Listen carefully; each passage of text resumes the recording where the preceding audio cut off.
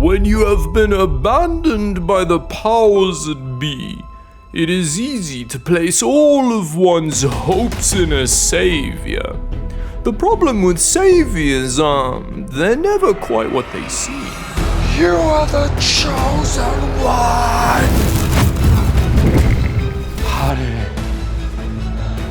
How did it go this wrong? But first, today's video is sponsored by the Fifine AM8T microphone, an amazing affordable dynamic microphone option that comes with its own microphone arm. The AM8T also supports both XLR and USB, so it can grow with your needs, your deepest desires. The AM8T also has controls for whatever you need right on the microphone, including gain, mute, and the sexy RGB. And most importantly, it sounds great. I'm recording on it right now. So get yourself a Fifine AM8T using the link down below.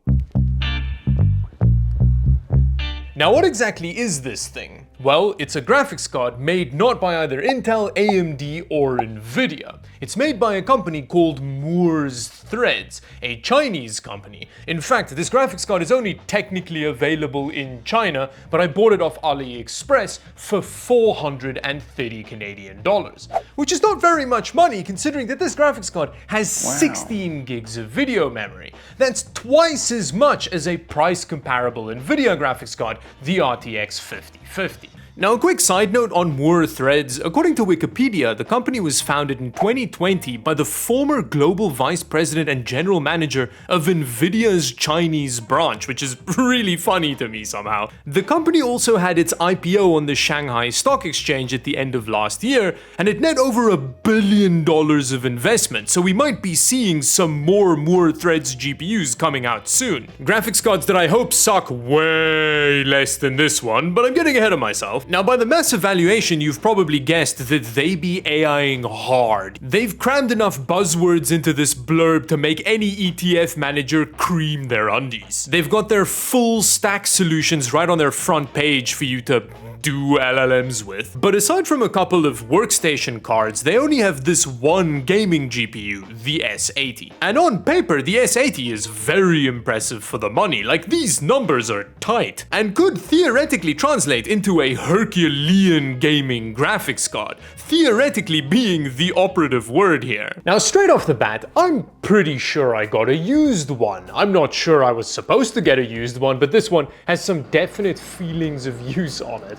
But scuffs aside, I actually really like the build quality of this thing. The whole cooler shroud is metal. Lovely.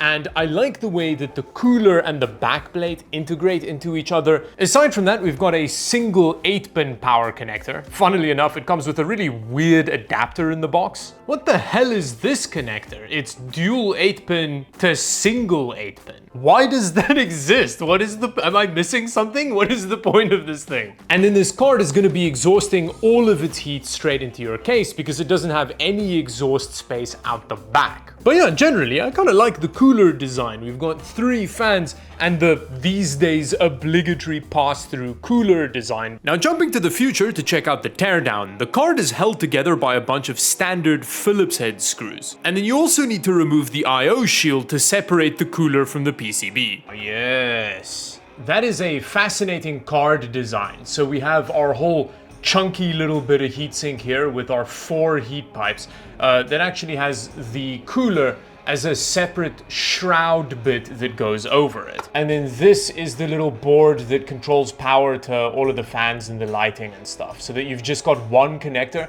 that connects to the PCB. And then aside from the 4 main mounting screws, the dirty heatsink also has a couple of screws at the front so it don't wiggle about. Wow, this cooler makes a bunch of contact with all of the components on the PCB, and then we have like a copper core.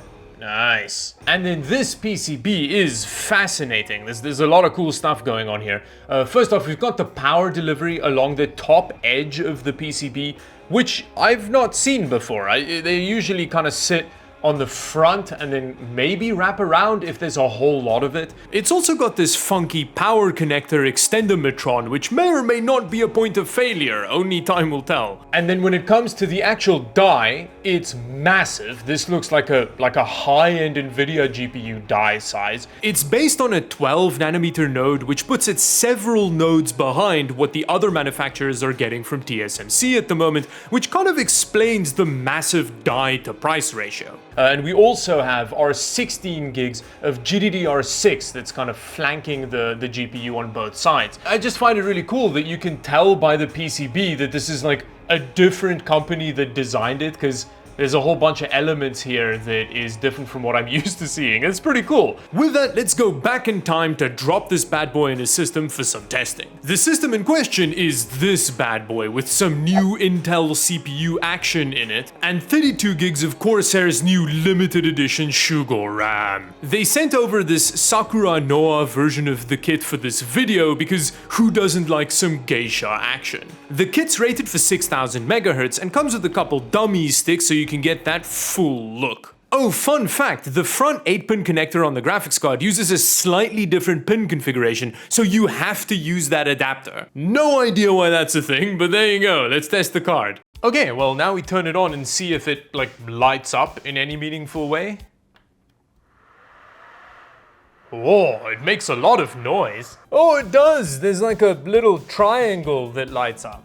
Now, in terms of drivers, I initially couldn't find them on MoorThread's website, so I ended up downloading the newest version off of Geeks 3D. And then the installation process is, very much in Chinese. So is the drivers, I couldn't find a way to change it from Chinese into English, unfortunately. But all of it seemed relatively self-explanatory. I didn't have much of a problem navigating the drivers suite, and anything I didn't understand, I just used Google Translate.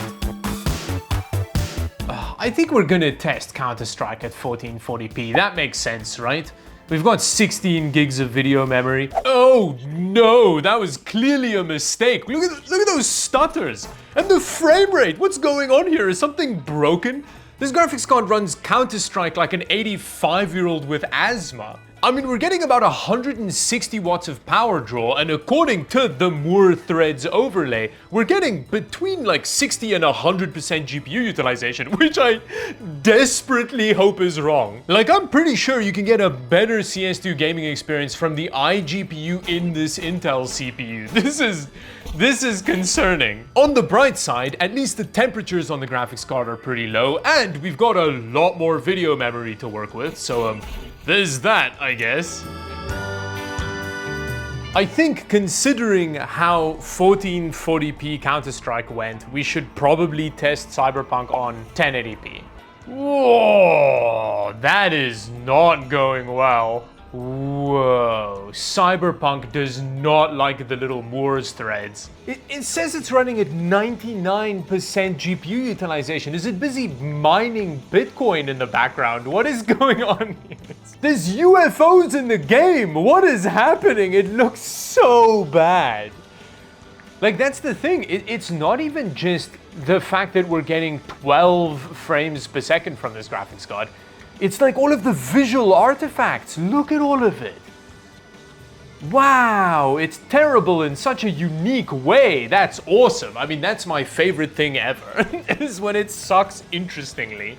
I mean, I wasn't expecting it to do great, but I didn't know that it was going to be possessed by UFO sightings. Next, I tried Doom: The Dark Ages, which pretended to launch, but the closest I got to actual gameplay was just a mouse cursor. Very good. I then tried Doom Eternal because I wanted to see how a Vulkan game ran, but that didn't even pretend to launch. It just gave me this error warning. Not surprisingly at all, Forza 6 also just flat out refused to work with the graphics card.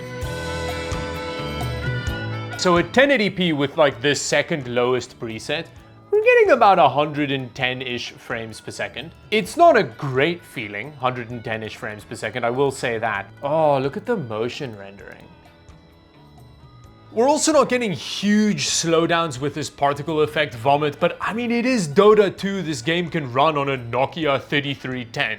Okay, we're gonna try GTA 5 at normal, everything just normal. It's actually kind of shocking that at 1080p with the lowest settings, it doesn't even get to the point where the game engine just crashes because of the frame rate being too high. But I mean, there we go. We have a frame rate happening in a game that doesn't make me want to gouge my eyes out. This is better than CS2 frame rate.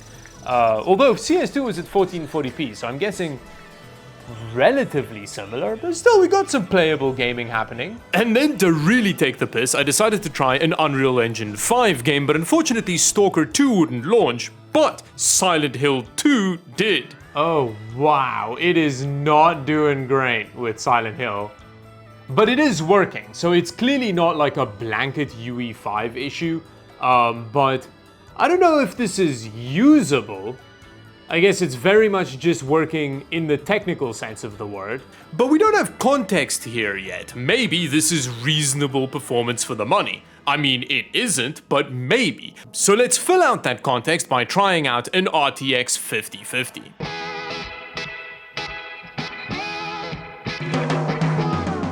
Whoa, what is this? Like 4 times the frame rate? This is a huge jump. And we're actually getting lower GPU power draw than we were getting on idle with that Moore Threads GPU. This is not looking good for that graphics card. Whoa. That is a just absurdly higher frame rate. Oh my god, we've hit 110 there. Interestingly, there is some weird GPU utilization differences going on here. I mean, it's pegged at 100% now, but when I was doing the testing earlier, it was only hovering around 70%, but now that it's at 100%, it's almost 10x the frame rate. Which kind of got me convinced that there was some issue with this system, because like I said before, the canned benchmark didn't give as huge a performance jump. I then went to check out the BIOS to see if like resize bar was on, which it was, and while I was there I also noticed that I accidentally clocked that Corsair RAM to 7200 MHz. Despite their 6000 MHz rating, they didn't complain at all, they just ran fine at that speed, which is crazy. But anyway, at this point I decided to swap over to a different system with a Ryzen 7 5700X3D in it, where I didn't have the weird utilization issue with the 5050 that I had in the previous system, which elevated the shellacking to generational trauma tier. And I think the reason why I had the performance issue with the 5050 in the first system was because I tested it after the Moore's Threads GPU, and because the graphics card is so obscure, DDU Wipe didn't know how to uninstall its drivers properly. And with the AMD system, I tested the 5050 first. So I think the reason I had issues with the 5050 in the first system was because of some driver infighting. And unfortunately, the Moore Threads GPU didn't perform any better in the different system. It's clearly it that sucks. And then finally, I decided to try CS2 on the original Intel CPU's iGPU, and this happened. Oh my god, it's actually very similar. This is the iGPU in our Ultra 7X 975 Ultra 57P Mega. And I mean, if anything, it's running better. Like, look at how smooth that frame time graph is. Oh no. Now, luckily for the Moore Threads GPU, it did have a slightly higher average frame rate than the iGPU, but the iGPU was way more playable because of the 1% lows. And with Cyberpunk, things got even worse. I can't believe that it's actually significantly more playable on the iGPU. I mean, it still feels like garbage, but it's doing this result with just 10 watts of power draw. So it's less than 1/10 the power draw of the Moore's Threads GPU at idle, and we're getting a sizable jump in frame rate.